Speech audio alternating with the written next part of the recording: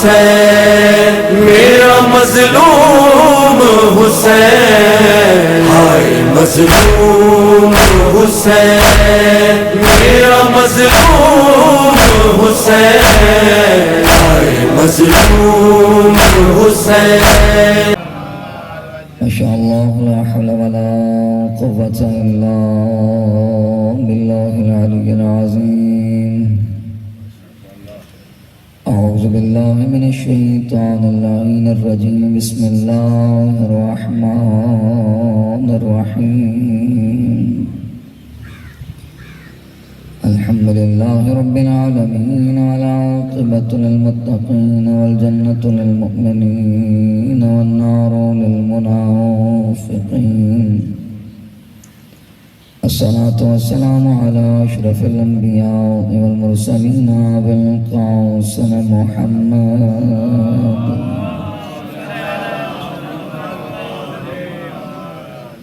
الحمد لله الذي جعلنا من المتمسكين بولاية نور الله أذن الله عين الله يد الله لسان الله أسد الله الغالب على كل غالب علي بن أبي طالب صلوات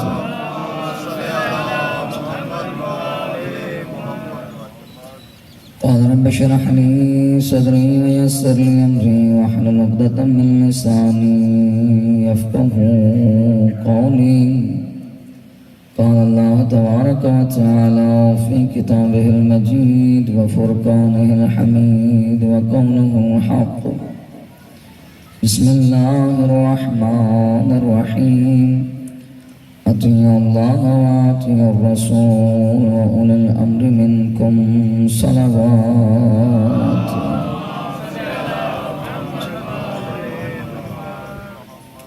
قال رسول الله صلى الله عليه وآله وسلم زينوا مجالسكم بذكر علي بن أبي طالب فإن ذكره ذكري ذكري ذكر الله عبادا صلوات بار بار رب العزت میں التجا کرتے ہیں کہ مالک ہمارا اپنی بارگاہ میں آنا قبول و مقبول فرمائے، ہماری خطائیں معاف فرمائے، ہماری حاجات کو روا فرمائے۔ جتنے مرحومین اس جہان فانی سے چلے گئے بالخصوص بامیان کے مرحومین کو بخشش عطا فرمائے، اور مالک اللہ جتنے مریض ہیں تمام مریضوں کو شفا عطا فرمائے، اور جن کے دلوں میں محبت حسین کا نور ہے مالک اللہ قبر حسین ابن علی کی زیارت سے مشرف فرما۔ اے مالک اللہ پہلی اور آخری التجا یہی ہے کہ فرزند زہرا حضرت بقیت اللہ العظم کے ظہور میں تعجیل فرما۔ تمام دعاؤں کی قبولیت کے لیے، تمام حاجات کی برابری کے لیے مل کے بآواز بلند صلوات۔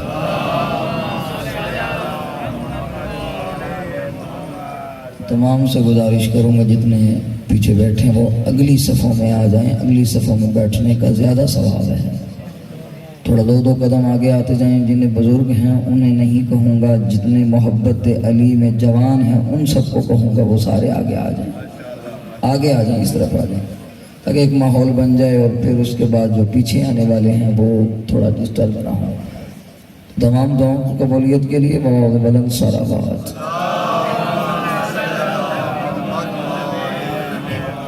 نعرہ تکبیر۔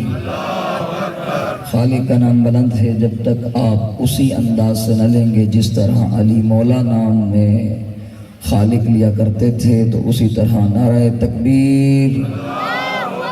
ہر بندہ اپنی آواز کو بلند کرے، کیونکہ آج کسی کو بتانے کی ضرورت نہیں، کوئی کسی کا محتاج نہیں، بلکہ ہر بندہ خود اپنی عقیدت کے ساتھ اس خالق کا نام بلند کرے جس خالق کا نام غریب زہرا نے سر سجدے میں رکھ کے اس انداز سے بلند کیا تھا کہ رہتی دنیا تک اس خالق کا نام بلند ہے اور بلند رہے گا۔ تو نعرہ تکبیر، نعرہ تکبیر، نعرہ رسالت، نعرہ رسالت، نعرہ حیدری، نعرہ حیدری۔ بآواز بلند صلوات۔ انشاءاللہ کل سے ٹھیک صبح 7 بجے ممبر پہ ہوں گے، تو 7 سے 8 ہم اپنی طرف سے ٹائم کو تھوڑا سا بر وقت کریں گے، تاکہ ہر بندہ اپنے وقت پہ آئے اور اپنے وقت پہ ہی دوسرے کاموں میں مشغول ہو جائے۔ تو اپنی عقیدتوں کو مزید توجہ میں لاتے ہوئے بآواز بلند صلوات پڑھ لیجیے۔ اجازت ہے گفتگو شروع کی جائے؟ میں پہلے جملے سے اندازہ لگاؤں گا کہ مجھے کتنا پڑھنا ہے۔ حمد ہے اس خالق لم یزل ولم یزال کے لیے کہ جس نے ہمارے رگوں میں باپ کے لہو سے زیادہ اور ماں کے شیر سے زیادہ ولایت علی کے خمیر کو رکھ دیا ہے۔ جسے سمجھ نہیں آیا اگر اس سائیڈ والوں کو تو پھر دوبارہ عرض کر دوں، حمد ہے اس خالق منان کے لیے کہ جس نے ہماری رگوں میں باپ کے لہو سے زیادہ اور ماں کی شیر کی شیرینی سے زیادہ ولایت علی کے خمیر کو رکھ دیا ہے۔ اور اس نعمت عظمیٰ پہ انسان جتنا بھی شکر ادا کرے، جتنا بھی شکر ادا کرے کم ہے، کیونکہ ہر چیز نعمت ہے۔ رزق نعمت ہے، کھانا نعمت ہے، اٹھنا نعمت ہے، بیٹھنا نعمت ہے، سونا نعمت ہے، جاگنا نعمت ہے، آنکھیں ہر بندہ بولے گا، زبان جس کو لگتا ہے کہ نعمت ہے، زبان، کان، ہاتھ، پاؤں، ہر چیز نعمت ہے، اولاد، بیٹی، یہ ساری نعمتیں ایک طرف جو ہر ایک کو ملتی ہیں، لیکن امتیاز ہے محبت علی رکھنے والوں کو کہ جنہیں اللہ نے بن مانگے ولایت علی کی نعمت سے نوازا۔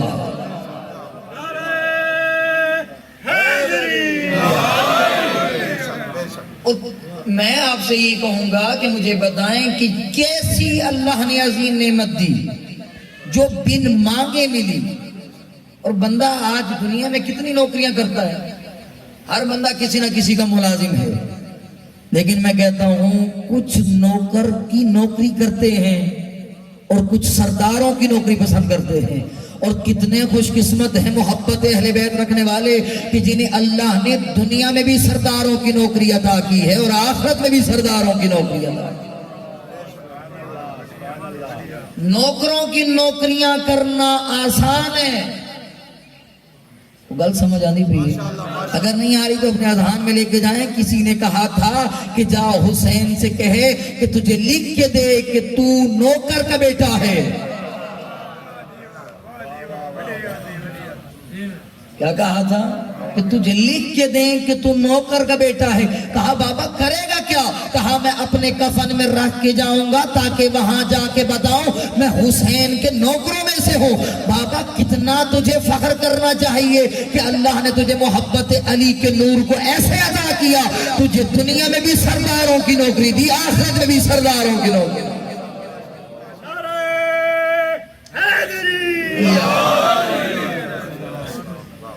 تو اسی لیے اللہ رب العزت نے اپنے حبیب سے فرمایا، موضوع کی جانب آؤں تاکہ اسی موضوع کے ساتھ ہم اگلے 10 دنوں میں اپنے ان مراحل کو طے کرتے جائیں، اپنے آپ کو، اپنے اذہان کو ایک جانب لے کے جائیں، کسی منزل پہ جا کے پہنچیں۔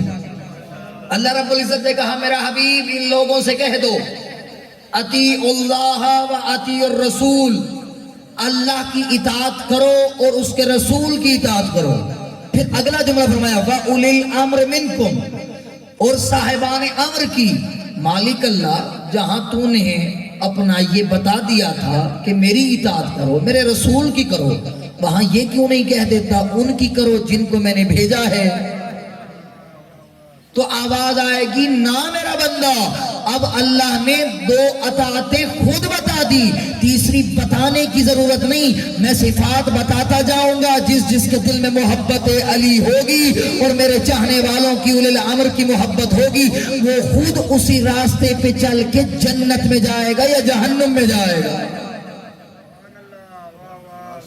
اب سوال یہ ہے اللہ کی اطاعت کس میں ہے؟ کیا اللہ نے خود آ کے بتایا؟ نماز پڑھو کس نے بتایا؟ پیغمبر نے۔ اب یہاں سے پتہ چلتا ہے پیغمبر کی اطاعت کرنے سے بندہ اللہ کا مطیع بن جاتا ہے۔ جملے کی جانب دیکھیے گا، پیغمبر کی اطاعت کرنے سے بندہ اللہ کا مطیع بنتا ہے۔ اب پیغمبر کی اطاعت کب ہوگی؟ جب بندہ اولل الامر کی اطاعت کرے گا۔ اولل الامر کو بھونکنے والوں، تمہیں پتہ ہونا چاہیے کہ اولل الامر کی اطاعت کے ذریعے بندہ پیغمبر کی اطاعت کرتا ہے، پیغمبر کی اطاعت کے ذریعے بندہ اس رب تک پہنچتا ہے۔ اب سوال یہ ہے اولل الامر ہیں کون؟ مالک اللہ نے بتا تو صحیح، یہ اولل الامر کون ہیں؟ تو آواز آئے گی، پہلے تو جا قرآن کا مطالعہ کر، جو تجھے ان صفات کا مرکز و محور ملتا جائے۔ مالک اللہ کون سی صفات؟ فرمایا انما یرید اللہ لیذھب عنکم الرجس کا مصداق دیکھ، تجھے پتہ چل جائے گا اولل الامر کون ہے۔ کہا فقل تعالوا ندعو ابنانا وابناکم ونساءنا ونساءکم وانفسنا وانفسکم، ان سب کا مصداق دیکھ، تجھے اولل الامر پتہ چل جائیں گے۔ فرمایا احد کا میدان دیکھ، تجھے اولل الامر پتہ چل جائے گا۔ تجھے خیبر کا میدان دیکھ، اولل الامر پتہ چل جائے گا۔ فانذر عشیرتک الاقربین کا مصداق دیکھ، تجھے خیبر کا میدان پتہ چل جائے گا۔ اور خیبر کے میدان دیکھنے کے بعد تجھے وہ علامہ پتہ چلے گا جسے پیغمبر نے 40 دنوں کے بعد کہا تھا، آج میں وہ بھیجوں گا جو مرد بھی ہوگا اور کرار بھی۔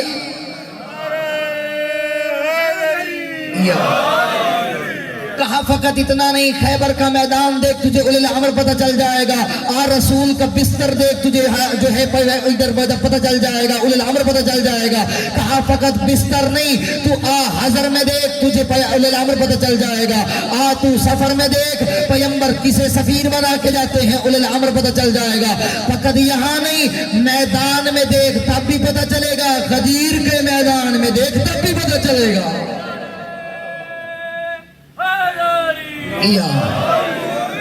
یعنی اولل الامر تب پتہ چلے گا جب تو پیغمبر کی زندگی کا مطالعہ کرے گا۔ اب سوال یہ ہوتا ہے، ہمیں سب کچھ معلوم ہونے کے بعد اطاعت کیا ہوتی ہے، کب ہوتی ہے؟ اطاعت میں 2 چیزیں ہوتی ہیں، ایک ہوتی ہے محبت، دوسرا ہوتا ہے امر۔ محبت بھی ہو اور بندہ حکم ماننے والا بھی ہو، تب جا کے بندہ اطاعت کرے گا۔ مثلا ابھی کوئی بندہ اس مجلس میں اٹھے، جانے کے بعد کہے جی آپ یہ موٹر سائیکل مجھے دے دیں، میں کام کر کے آتا ہوں، نہ بندہ جانتا ہے، چلے میں تھوڑا سا اور بدل دوں، یہاں مجلس کی وجہ سے کوئی بھی بندہ دے دے، باہر چلتے ہوئے کسی بھی راہ چلتے ہوئے وہ بندہ آپ کو آ کے کہے جی آپ سے میں یہ بائک لینا چاہتا ہوں، مجھے دے دیں، میں جا کے کام کر کے آؤں، کوئی بندہ دے گا؟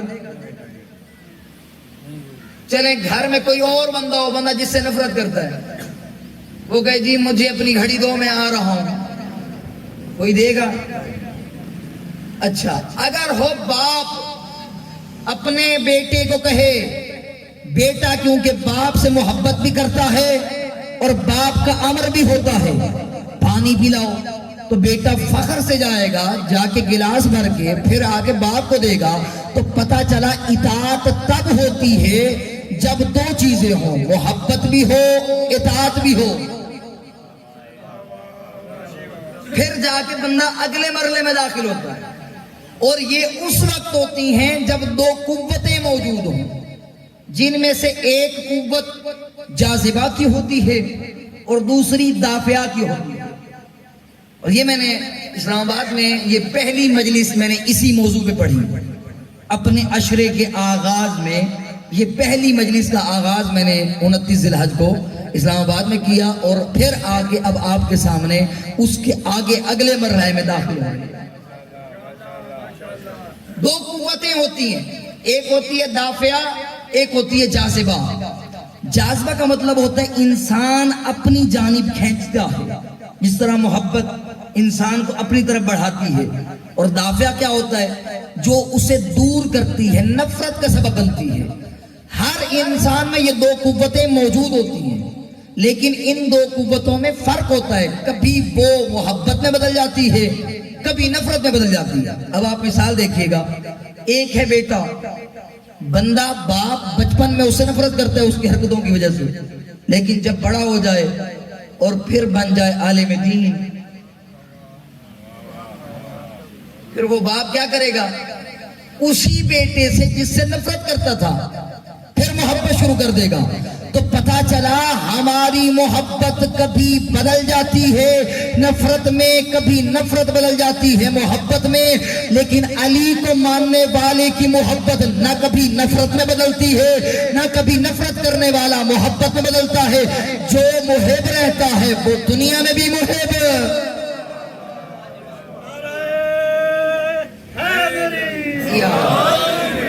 علی کی جو محبت ہے وہ ابدی ہے، علی سے جو نفرت کرتا ہے وہ ابدی ہے، وہ کبھی نہیں بدلتا. جو لوگ ادھر سے ادھر آتے ہیں ان میں فرق یہ ہوتا ہے محبت پہلے ہوتی ہے، اظہار بعد میں ہوتا ہے. بات سمجھ آ رہی ہے؟ تھوڑا میں کہتا ہوں گہرا نہ ہو جائے گفتگو میں. آپ میرے ساتھ ساتھ اگر چلتے آئیں گے تو ہم علمی گفتگو کی جانب جائیں گے. دو قوتیں ہو گئی، دافع اور جاذبہ. ہماری محبت عارضی ہے، کبھی نفرت میں بدل جاتی ہے اور کبھی محبت میں بدل جاتی ہے. لیکن علی سے محبت رکھنے والا نہ کبھی بدلتا ہے نفرت کی جانب، نہ نفرت والا محبت کی جانب بدلتا ہے. کیونکہ ہم نے بہت سارے دیکھے جو محبت کا ڈھونگ رجاتے ہوئے علی کے ساتھ سفین میں موجود بھی تھے، اور فتح کا پرچم لہرانے والا ابن ملجم بھی موجود تھا، جس نے سب سے پہلا اعلان کوفہ میں علی کی ولایت کا اور علی کی محبت کا اور علی کی فتح کا کیا تھا. لیکن جو بغض تھا علی نے ظاہر کرنا تھا، اسے دنیا میں بھی برباد کیا، آخرت میں بھی برباد کیا. اور اسی طرح عمر ابن سعد مولا حسین کے ساتھ کھیلنے والوں میں سے تھا. اور جو یار یار کہتے ہیں، اگر یاری جنت میں پہنچاتی ہوتی تو عمر ابن سعد کو پہلے لے کے جاتی. سمجھ آئیے؟ اگر دوستیاں انسان کو جنت لے جاتی تو عمر ابن سعد کو تو پہلے لے کے جانی چاہیے تھی. تو لہٰذا پتا چلا دوستی کے لیے بھی دل میں ولایت علی کا ہونا ضروری ہے.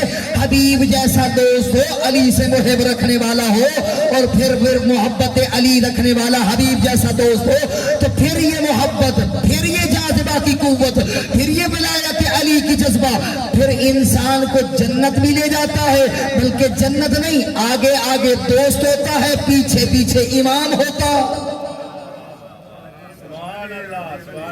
اب اگلے مرحلے میں داخل ہو. اطاعت کا مطلب سمجھ آ گیا.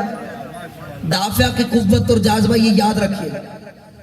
اور اسی دافع اور جاذبہ کو ابو علی سینا نے بڑے احسن انداز سے واضح کیا. ابو علی سینا بہت بڑے فلسفی اور بہت بڑے ماہر اور ولایت علی کا نور رکھنے والے، جنہوں نے اپنے کردار پہ، اپنی گفتگو پہ ایسا اثر ظاہر کیا تھا کہ بہت سارے لوگ ان کے حلقہ احباب میں شامل ہو گئے تھے.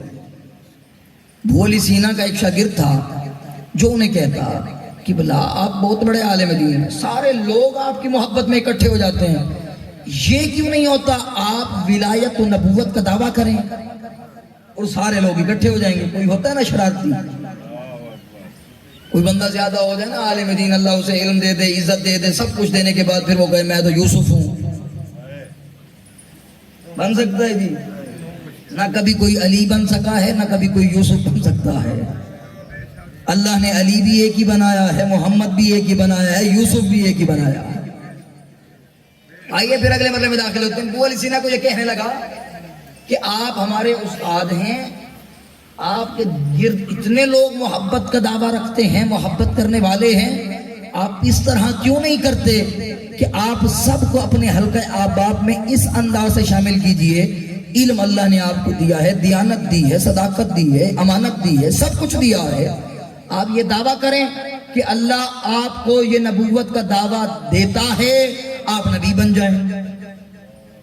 چپ رہے۔ استاد تھے کیا کرتے؟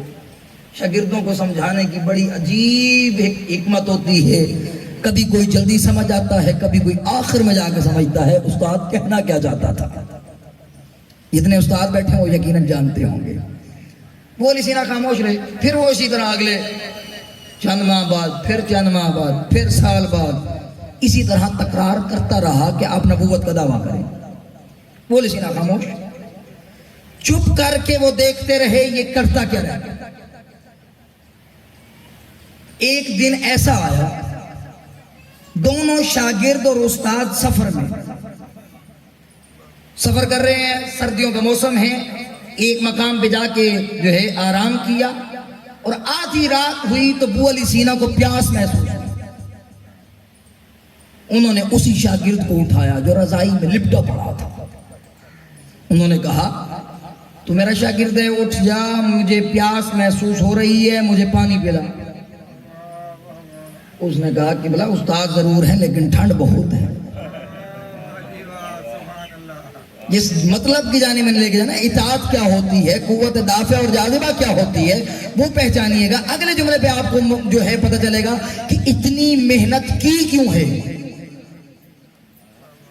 ابو علی سینا نے کہا جی اٹھو، تم میرے شاگرد ہو، میں نے تمہیں علم دیا، میں نے سب کچھ تمہیں سکھایا، لیکن اب اٹھ اپنے مقام سے، مجھے جا پانی پلا، مجھے پیاس محسوس ہو رہی ہے۔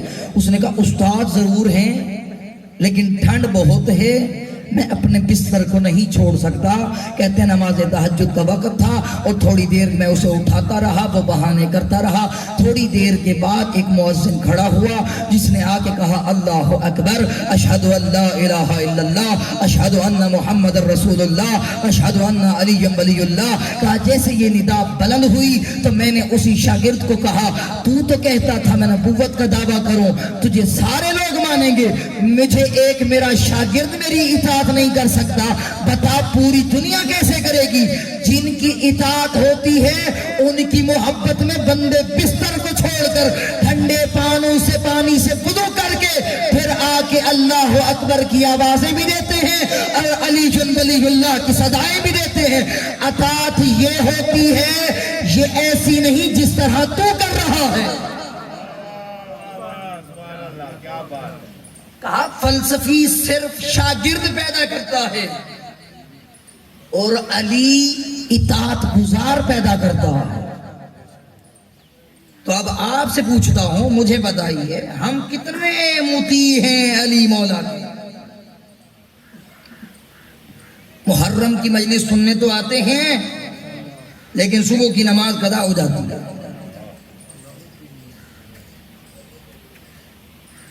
پھر ہم مطیع ہوئے یا عاصی ہوئے؟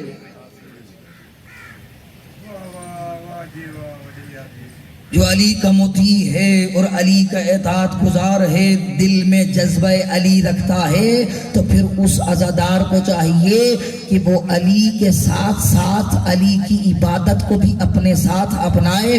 اور علی تو آدھی رات کو اٹھ کے اپنا سر سجدے میں رکھ کے کہتے تھے تو رب ہے میں عابد ہوں، تو معبود ہے میں عابد ہوں، تو رازق ہے میں مرزوق ہوں، تو رحمان ہے میں مرحوم ہوں۔ آج نہ تو کوئی دعا کرتا ہے۔ وہ میرا نوجوان کبھی بھی غفلت میں زندگی نہ گزارنا۔ چند جنازے میری آنکھوں نے انہی 2 ہفتوں میں ایسے دیکھے ہیں، انسان کی زندگی کا بھروسہ نہیں رہا،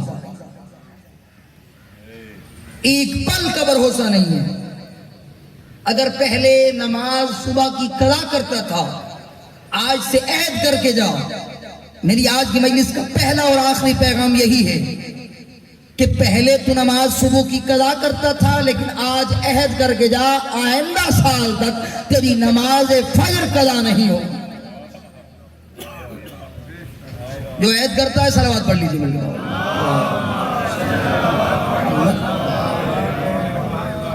اس عہد کو جو نبھانا چاہتا ہے دل کی گہرائیوں کے ساتھ، وہ بھی صلوات پڑھ۔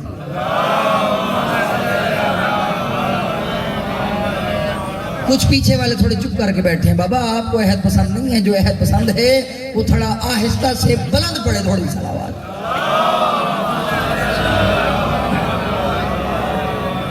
تین دفعہ اگر کوئی بندہ زبان سے اقرار کر لینا وہ عہد پکا ہو جاتا ہے. آپ نے 3 بار صلوات کے ذریعے پڑھی ہے, تو اب چوتھی بار اسی عہد کو نبھانے کے لیے ایک مرتبہ پھر صلوات پڑھ لیجیے. بابا دے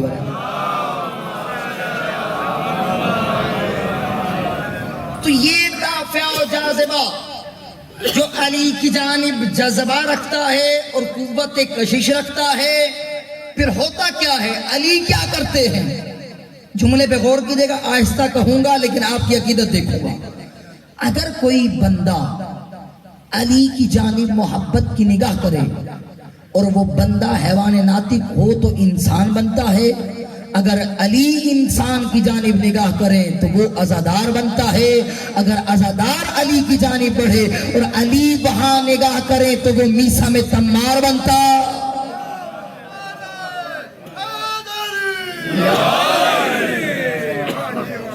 جملہ بدل کے کہوں, اگر کوئی حیوان ناطق علی کی جانب جذبہ رکھے اور پھر محبت کی نگاہ سے دیکھے تو انسان بنتا ہے. اور علی اگر انسان کی جانب محبت کی نگاہ کر دیں تو سلمان بنتا ہے. اگر سلمان علی کی جانب محبت کرے تو عزادار بنتا ہے. اور عزادار علی کی جانب محبت سے دکھے تو وہ میسا میں تمار بنتا. اور علی سے محبت رکھنے والا میسم کتنا خوش قسمت تھا جس کے دل میں اس قدر جاذبہ تھی علی کی محبت کا. 20 سال گزرنے کے بعد محبت کم نہیں ہوئی. اب میں آپ سے پوچھتا ہوں, کون سا ایسا بندہ ہے وہ میسم 20 سال تک اپنے دل کو آمادہ کرتا رہا؟ آج آپ میں سے کون ہے جو اپنی جان علی کے لیے دینے کے لیے تیار ہو؟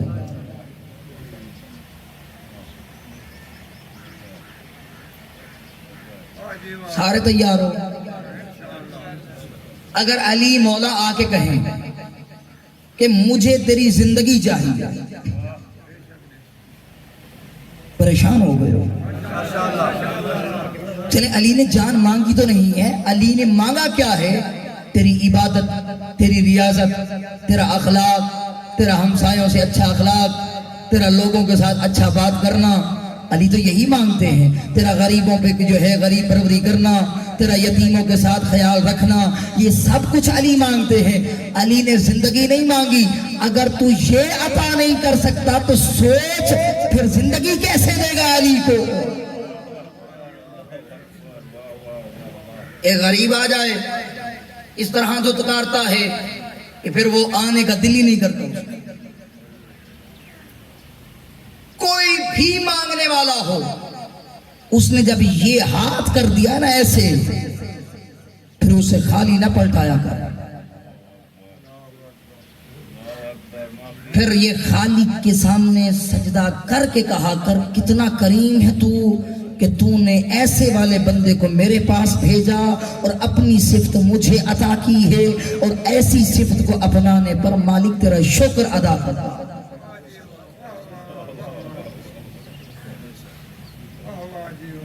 میسم 20 سال تک جہاں علی نے کہا تھا میسم تجھے سولی پہ چڑھایا جائے گا, آپ پھر میسم کا جذبہ بھی دیکھ, میسم کی قوت جاذبہ بھی دیکھ. علی سے اتنی محبت رکھنے والا 20 سال تک ایسے انداز سے اسے پانی دیتا رہا اور کہتا رہا کب جوان ہوگی جب تجھے ممبر بنا کے میسم علی کے فضائل پڑھے گا. 20 سال تک. اور آج تو سالوں سال زندگیاں گزر گئیں, لیکن انسان علی کی محبت میں اس قدر ہے, مر تو جاتا ہے محبت نہیں چھوڑتا. 20 سال تک جب یہ میسم اسی طرح پانی دیتا رہا اور پھر اسے جوان کرنے کے لیے تیار کرتا رہا, تو میں کہنے پہ مجبور ہوں, ہم تو وہ ہیں جو لفظوں کو روانی دیتے ہیں, ہم تو وہ ہیں جو تختہ دار پہ بھی لفظوں کو روانی دیتے ہیں. کٹتی ہے زباں کٹ جائے پیغام زبانی دیتے ہیں آج سن ہم ہیں علی کے وہ دیوانے جس پیڑ پہ سولی چڑھنا ہو اس پیڑ کو پانی دیتے جس پیڑ پہ سولی چڑھنا ہو اس پیڑ کو پانی دیتے وہی میسم ہے جسے ظالم نے کہا میں تجھے سولی پہ لٹکاؤں گا کہا حق ہے کہا میں تجھے سولی پہ لٹکانے کے بعد تیرے ہاتھ کاٹوں گا کہا حق ہے کہا تیرے کان کاٹوں گا کہا حق ہے کہا تیرے ہاتھ کاٹوں گا کہا حق ہے کہا ظالم فقط اتنا نہیں تو میری زبان کاٹنے میں بھی مجبور ہوگا کیونکہ مجھے علی نے بتایا تھا کہا اگر علی نے کہا تھا پھر نہیں کاٹوں گا تیری زبان تو جھوٹ ہو سکتی ہے علی کبھی نہیں بولتا علی نے جو کہا ہے وہ قیامت تک حق بھی ہے اور سچ بھی ہے اب کیا ہوا اس نے میسم کو سولی پہ چڑھایا چڑھ گیا میسم سولی پہ چڑھنے کے بعد لوگوں کہتے ایوہ الناس ادر منی الیہ الیہ آؤ میرے قریب آؤ تمہیں میں بتاؤں علی کون تھا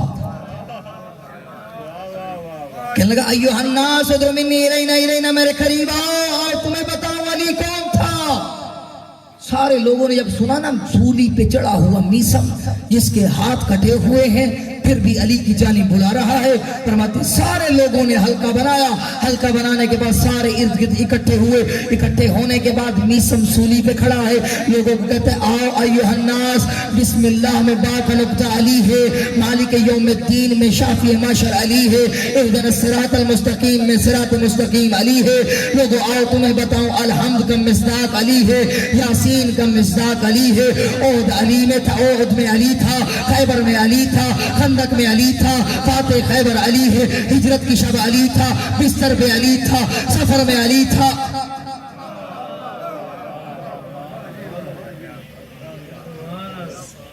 یہ سارے بتانے کے بعد اس نے جب یہ کہا کہ آؤ ایوہ الناس تمہیں بتاؤں انما یرید اللہ کا مصداق ہر بندہ انما یرید اللہ کا مصداق علی آؤ سارے مل کے بولو گے انما یرید اللہ کا مصداق علی ہر بندہ بولے گا انما یرید اللہ کا مصداق اہدنا الصراط المستقیم کا مصداق انفسنا و انفسنا کا مصداق طٰہٰ کا مصداق خیبر کا مصداق احد کا مصداق یاسین کا مصداق مبین کا مصداق باب اللہ عین اللہ اذن اللہ لسان اللہ میدان غدیر میں من کنتم مولا جب یہ سارے فضائل پڑھتا رہا وہ چپ کر کے کھڑا رہا کہ لگا آؤ تمہیں میں بتاؤں مجھے علی نے بتایا تھا اس کا باپ یہ نہیں وہ ہے اس کا باپ یہ نہیں وہ ہے اس ظالم نے کہا جلدی کر میسم کی زبان کاٹ کہیں میرے باپ کا نہ پتہ چل جائے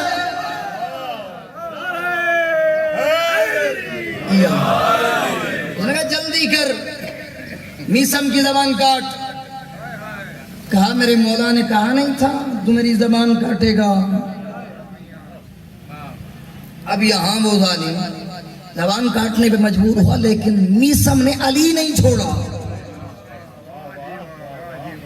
اطاعت تھی اس کے دل میں محبت تھی قوت جاذبہ تھی جس کی وجہ سے وہ علی نہ چھوڑ سکا یہ تو 20 سال کا ہے 20 سال کے بعد کا واقعہ ہے فقط اتنا نہیں جو بھی علی سے محبت رکھنے والا تھا گردنیں کٹواتے رہے لیکن علی نہیں چھوڑا کیونکہ رسول نے فرمایا تھا زینوا مجالسکم بذکر علی ابن ابی طالب اپنی مجالس کو میرے علی کے ذکر سے مزین کرو کیونکہ علی کا ذکر میرا ذکر ہے اور میرا ذکر اللہ کا ذکر ہے اور اللہ کا ذکر عبادت ہے تو پتہ چلا جو علی علی کرتا ہے وہ بھی اللہ کا ذکر کر رہا ہوتا اور پھر اگلے مقام پہ یہاں میسم سولی پہ چڑھ گیا علی کا دعویدار بن کے فقط یہاں یہ سولی پہ چڑھا اور جنت مشتاق بن کے انتظار کرتی رہی کب میسم کی روح آئے گی اور جنت کو سکون ملے گا ایسا بن کے جا کہ جنت تیری مشتاق ہو یہ نہ ہو کہ میں صرف جنت کا دعویدار بن کے جیتا رہوں اپنے آپ کو آمادہ کیا کر زندگی کتنی ہے 50 سال اس کا بھی معلوم نہیں. اس 60 سال کی زندگی کے بدلے اگر تجھے جنت مل جائے، 60 سال میں سے 15 سال وہ نکال دے، 15 سال کے بعد باقی کتنے بچتے ہیں؟ 45. ان 45 سالوں میں آدھے تو تیرے سونے میں گزر گئے. 12 گھنٹے کی رات جو سردیوں میں ہوتی ہے، ہم اس کا ذرا اندازہ لگائیں تو ہم نے ٹوٹل 15 سے 20 سال زندگی میں زندہ رہ کے گزارے. ان 15-20 سال کے بدلے اللہ تجھے جنت دے دے تو بتا کتنا خوش قسمت ہوگا تو کہ علی کہیں یہ میرا شیعہ ہے. پھر اپنے آپ کو آمادہ کیا کر ہر لمحے کے لیے. جب یہ آمادہ کرے گا تو پھر دیکھ جنت تیری مشتاق بنے گی. تو جنت جانے کے لیے نہیں تڑپے گا. تو آئیے اگلے مرحلے میں داخل ہوتے ہیں. یہ قوت جاذبہ 20 سال کے بعد ظاہر ہو رہی ہے اور دوسری 200 سال کے بعد جب متوکل کا دور تھا. ابن سکید ہے عربی ادب دان، بہت بڑا استاد. متوکل نے اپنے بچوں کو پڑھانے کے لیے ابن سکید کو رکھا. واقعے پہ غور کیجیے گا. ابن سکید کو رکھا کہ تو آ میرے بیٹوں کو تعلیم دے، میرے بیٹوں کو ادب سکھا. اس نے جب سکھا لیا، 1 سال گزرنے کے بعد اس نے جس طرح امتحان ہوتا ہے، بادشاہ نے امتحان لیا. امتحان لینے کے بعد وہ بچے خاموش ہو گئے اور انہوں نے ادب سے وہ سارے امتحان کو کلیئر کیا. بادشاہ بڑا خوش ہوا. لیکن ایک علی کا دشمن وہاں موجود تھا.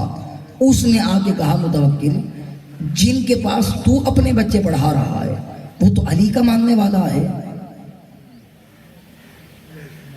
اس نے کہا چلیں اگلے سال دیکھیں گے کہ کتنا وہ علی سے محبت رکھتا ہے. اگلا سال آیا، وہی دن آیا، وہی لمحے آئے، وہی راتیں آئیں اور وہی میدان سج گیا اور پورا بھرا دربار لگا. دربار لگنے کے بعد اس متوکل نے پوچھا ابن سکید مجھے بتا تو صحیح، میں نے سنا ہے تو علی سے محبت کرتا ہے. ابن سکید چپ رہا. اب اس نے سوال بدلا. کہا ابن سکید مجھے بتا میرے بیٹوں کی اہمیت حسنین کے مقابلے میں تیری نظر میں کتنی ہے؟ سوال سن رہے ہیں؟ کیا کہا؟ میرے بیٹوں کی اہمیت حسنین کے مقابلے میں کتنی ہے تیری نظر میں؟ اس نے کہا تو حسنین کی بات کیا کرتا ہے، میں تو انہیں غلام علی کے کمبر کے برابر بھی نہیں سمجھتا.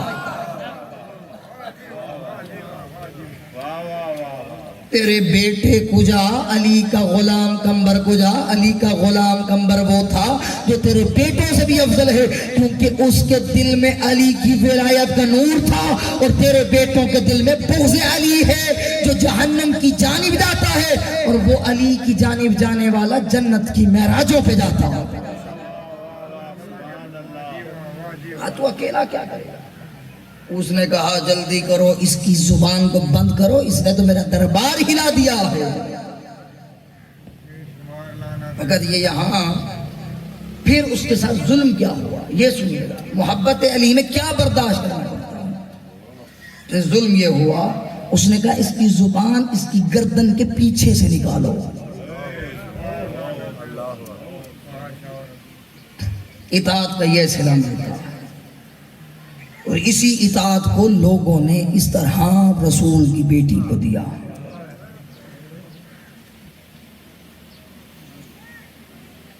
آج کسی کے بتانے کی ضرورت نہیں ہے کہ لوگوں نے زہرا کو پرسا کیسے دیا. تاریخ کی پہلی مظلومہ ہے زہرا. محرم کا آغاز ہم لوگ سمجھتے ہیں محرم کا چاند دیکھ کے ہوتا ہے، لیکن محرم کا آغاز تو اس دن ہوا تھا جب پیغمبر کی آنکھیں بند ہوئی تھی.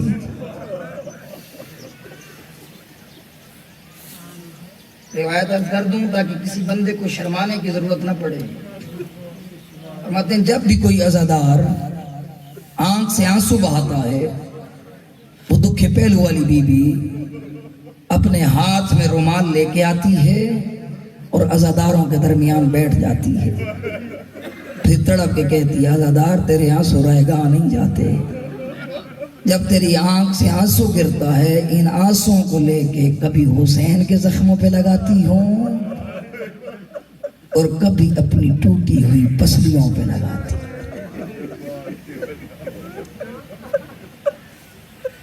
آج ذرا اپنے آپ کو آمادہ کر. بڑی دکھیاری ہے زہرا، آج بھی قبر میں چین کی نیند نہیں سو رہی. زہرا کی اولاد کو رونے والا امام علی رضا نے کہا تھا یا ابن شبیب ہمارے جد حسین پہ اور ہماری اماں پہ ایسے نہ رویا کر، بلکہ ایسے رویا کر جیسے جوان بیٹے کے لاشے پہ بوڑھی ماں روتی ہے. آپ نے دیکھا ہوگا نا، ابھی مجھے بتایا 2 جوانوں کی لاشیں آئے 4 ماہ بعد، تو پورا مظفر گڑھ کس طرح گریا کر رہا تھا یہ اپنے آپ سے پوچھ. لیکن وہاں لوگ ہنستے رہے، زہرا کا دروازہ جلتا رہا. لوگ ہنستے رہے. اپنی آوازوں کو کھلا چھوڑ دے، کہیں پہلو میں بیٹھی زہرا یہ نہ کہیں تجھے کیا معلوم پسلیوں کا درد کیا ہوتا ہے. لوگ ہنستے رہے، دروازہ جلتا رہا. یہاں میں ایک روایت عرض کر دوں، آیت اللہ سید محسن الحکیم نے یہ روایت پڑھی ہے. جب سے میں نے پڑھی ہے تب سے دل تڑپ رہا ہے. انہوں نے کہا 40 لوگ در بطول پہ آئے، انہوں نے دروازے کو دھکا دیا. ایک ظالم نے دروازے کو ٹانگ ماری، تھوڑا سا دروازہ کھلا، اس کا ہاتھ بلند ہوا اور رخسار زہرا پہ تماچا لگا. کہا فقط اتنا نہیں، تماچے کا لگنا تھا. تماچا ایک جانب سے لگا، رخسار 2 جگہ سے زخمی ہوا. تماچا ایک جانب سے لگا، رخسار دونوں طرف سے زخمی ہوا. جسے سمجھ آ گئی تو گھر پہ بستر پہ جا کے سر رکھے گا تب بھی روئے گا. آیت اللہ سید محسن الحکیم کے پاس طلباء نے پوچھا کہ بلا بتائیں تو صحیح، جب رخسار پہ تماچا لگتا ہے تو رخسار ایک جگہ سے زخمی ہوتا ہے، آپ کہتے ہیں 2 جگہ سے زخمی ہوا. کہا اس وجہ سے ایک جگہ سے تماچا لگا، دوسرا رخسار پتھروں کی دیوار سے جا لگا. زہرا تڑپتی ہوئی کہتی تھی او بابا آنکھیں کھول، اور تیری بیٹی کا رخسار ٹکڑا. اجرکم اللہ. آرام سے سن کے جاؤ، ہر بندہ گریہ کر کے جائے تاکہ پتہ چلے محرم آ گیا ہے. اپنے آپ کو آمادہ کر. ہوا کیا پھر؟ فرماتے ہیں دروازے پہ آگ لگی. آیت اللہ سید محمد تقی موسوی کے جملے ہیں، انہوں نے کتاب فضائل الزہرا میں لکھا. فرماتے ہیں دروازے کو آگ لگی، اس دروازے میں لوہے کی میخیں تھی. جب یہ آگ جلی، لوہے کی میخیں گرم ہوئی، ایک طرف پتھروں کی دیوار، دوسری طرف چلتا ہوا دروازہ، درمیان میں حسن و حسین کی دکھیاری اماں. 40 لوگوں نے دروازے کو مل کے دھکا دیا، چلتا ہوا دروازہ پتول پہ آ کے گرا. 40 لوگ اوپر سے گزر گئے، نیچے زہرا تڑپتی رہی. فرماتے آخری لعین جانے لگا، اس نے دیکھا بطول دروازے کے نیچے. روایت میں ملتا ہے اِنَّا فُلَانًا رَفَزَ فَاطِمَہ. آخری لعین نے ٹھوکریں مارنا شروع کی، نیچے زہرا نے تڑپنا شروع کیا. کہتی تھی بابا سن دینی، بابا میری پسلیاں ٹوٹ گئی، ہو بابا میرا محسن مارا. کیا یہاں مصیبت ختم ہو گئی؟ آیت اللہ شیخ حسین انصاریان فرماتے ہیں نا.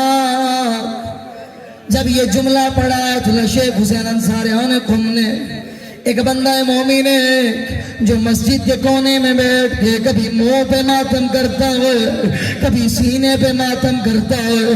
کہتے ہیں میں ممبر سے اترا، قریب گیا، میں نے کہا بندہ خدا بتا کیوں گریا کر رہا ہے؟ کہا علامہ میں ہڈیوں کا جوڑنے والا طبیب ہوں، مجھے معلوم ہے جسم کی کوئی بھی ہڈی ٹوٹ جائے اس کا درد برداشت ہو سکتا ہے، لیکن جس کی پسلیوں کی ہڈیاں ہائے وہ سانس کیسے لیتی؟ سارے مل کے کو طبیب ہر قدم پہ کہتی تھی الہی قد سیمت الحیا، میرا اللہ زہرا تھک گئی ہے.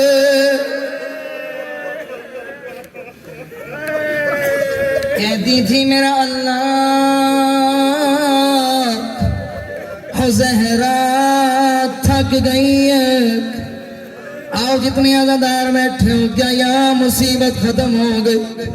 فرماتے نا آ گیا وہ لمحہ جب میری آقا زادی نے بیوی فضا سے پوچھا فضا ایرا ایرا علی، میرا سرداج کہاں چلا گیا؟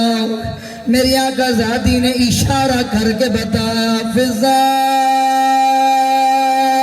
نے بتایا تیرے علی کے گلے میں رسی ڈال کے لوگ بازار و دربار لے گئے. میری آقا زادی پسلیوں کا درد بھول گئی، محسن کی شہادت بھول گئی. آ گئی علی مولا کی کمر بند میں ہاتھ ڈالا، کہا یا ابن فلا خلو ابن امی رسول اللہ، میرے چچا زاد کو چھوڑ. تو اس ظالم نے کہا کون فوز جلدی کر زہرا کا ہاتھ چھڑا. اس لعین نے تازیانے مارے، وہ زہرا کا ہاتھ ٹوٹ گیا. ادھر میری آقا ذاتی کی آواز بلند ہوئی، فرماتے اس ظالم کا ہاتھ بڑھا اور رخسار زہرا پہ پڑا. حسن و حسین نے تڑپنا شروع کیا، کہتے تھے نانا اماں کو دیکھ، اماں تڑپ رہی ہے.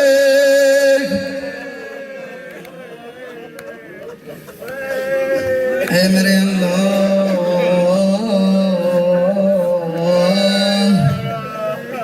تجھے زہرا کی مظلومیت کا واسطہ، آج حسین بھی غریب ہے لیکن زہرا اس سے بھی بڑی غریب ہے. بڑا فرق ہے کربلا اور مدینہ میں. مدینہ میں بچوں کے سامنے ماں کو مارا جا رہا تھا، اسے سمجھ آ گئی ہو. مدینہ میں بچوں کے سامنے ماں کی پسلیاں توڑی جا رہی تھی، اور کربلا میں ماں کے سامنے بچے ذبح کیے جا رہے تھے.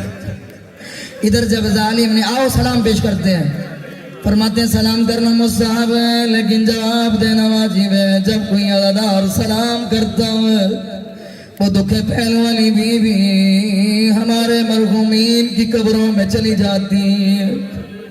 مرحومین پوچھتے ہیں آقا ذاتی آج کیسے تکلیف فرمائی؟ تو تڑپ کے کہتی ہیں تیرے بیٹے نے فلاں مقام پہ بیٹھ کے ہمیں سلام کیا تھا. زہرا اس سلام کا جواب دینے آئی. آؤ سارے مل کے کہو السلام علیکہ یا ایتھا المقتولہ. جسے لفظ سمجھ نہ آیا پھر کہہ دیتا ہوں السلام علیکہ یا ایتھا المستہدہ. چھٹے مولا سے پوچھا گیا مولا مستہدہ کا مطلب کیا ہوتا ہے؟ کہا ایسا اس کا مطلب یہ ہوتا ہے جب کسی پرندے کے پروں کو کاٹ دیا جائے پھر اسے تڑپنے کے لیے چھوڑ دیا جائے. میری اماں زہرا پسلیوں کے ٹوٹنے کے بعد کبھی چین سے نہیں سوئی، ہر رات کہتی تھی میرا اللہ رات کو پرندے بھی آرام کر جاتے ہیں، تیری کنیز کو رات کو بھی نیند نہیں آتی۔ ہائے زہرا، یہاں تماچے کی بات کی آیت اللہ نجفی نے، ایک بندہ مومن کھڑا ہوا، دونوں ہاتھ باندھ کے کہتا تھا اللہ ماں نہ تڑپا نہ تڑپا۔ کہا بتا تو صحیح کیا وجہ ہے؟ کہا اللہ ماں 3 دن پہلے میں نے اپنی بیوی کو تماچا مارا تھا، میری اولاد دیکھ رہی تھی، 3 دن گزر گئے، میرے بچے بیمار ہیں، ہر وقت یہی کہتے ہیں اماں تجھے بابا نے مارا۔ ہائے حسن حسین جو دیکھتے رہے، تماچے لگتے رہے اور تازیانے لگتے رہے، کہتے تھے نانا اماں تڑپ گئی ہے۔ اے میرے اللہ عزت و عزت کا واسطہ ہم سب کے خطائیں معاف فرما، اپنے اپنے مرحومین کے لیے اور بانیان کے مرحومین کے لیے ایک مرتبہ سورہ فاتحہ اور 3 مرتبہ سورہ اخلاص کی تلاوت فرمائیں۔ بسم اللہ الرحمن